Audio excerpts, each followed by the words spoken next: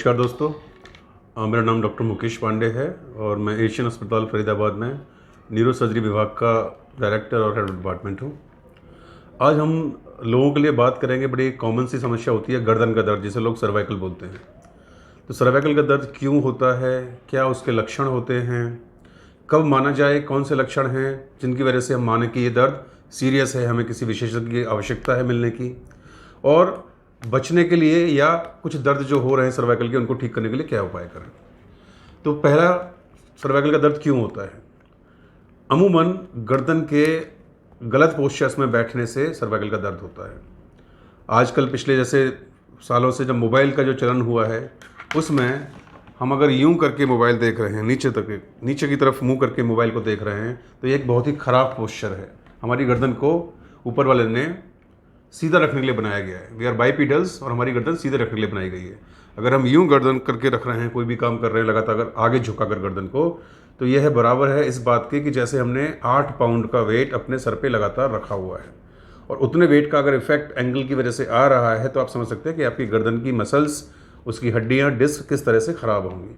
तो ये सबसे कॉमन कारण है कि अगर हम मोबाइल को लगातार काफ़ी लंबे समय तक नीचे देख के मोबाइल पे काम कर रहे हैं।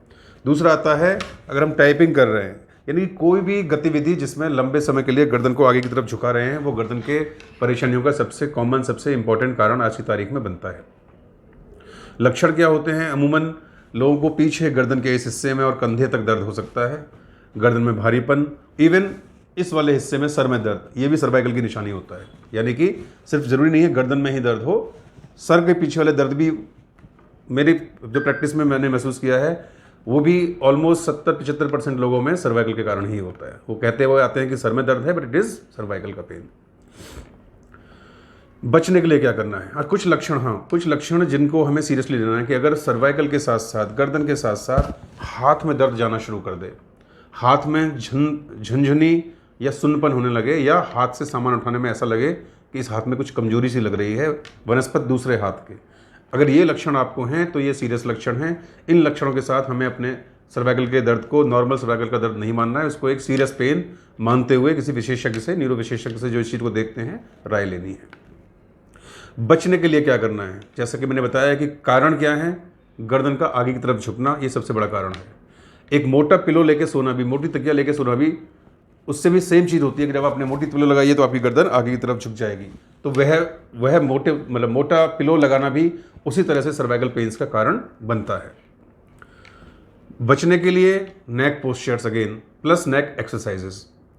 जो मैं एक्सरसाइज लोगों को मैं नॉर्मली सिखाता हूँ वो ये है कि आपको अपनी गर्दन की जो मांसपेशियाँ जिनके ऊपर सर रखा हुआ है, इन्हें मजबूत करना है।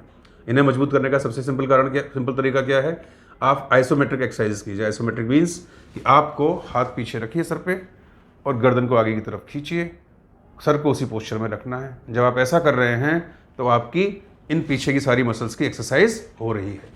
सिमिलरली जो साइड मसल्स हैं, स्टेनोक्लेफ्रोमास्टाइड और ये सारी जो मसल्स हैं, इनकी एक्सरसाइज करने के लिए आपको जबड़े पे हाथ रखिए और साइड की तरफ दबाने की कोशिश कीजिए, सर को उसी पोजीशन में रोक के रखना है। ऐसे ही दूसरी तरफ से भी आपको करना है। तो एक एक्सरसाइज 25 से 30 सेकंड की आप कीजिए, तो यानी कि 1 मिनट के करीब का आपका एक सेट हो जाएगा। ऐसी 5-6 एक्सरसाइज कीजिए जिसको सिर्फ गर्दन का या कंधे तक का जो दर्द है वो निश्चित रूप से हफ्ते भर के अंदर ठीक हो जाएगा। एक जो चीज़ याद रखने की है, वो न्यूरो सर्जन की तरह मैं आपको बताना चाहता हूँ कि जो दर्द हाथ में जा रहे हैं उन्हें इग्नोर नहीं करना है। जो दर्द के साथ में आपको हाथ में झुंझुनी या सुन्नपन लगने लगे, या फिर ऐसा लगने लगे कि किसी एक खास एक्शन को करने में मेरी पावर पूरी नहीं लग रही है, उसको अर्जेंटली डॉक्टर से जाके मिलना है। धन्यवाद।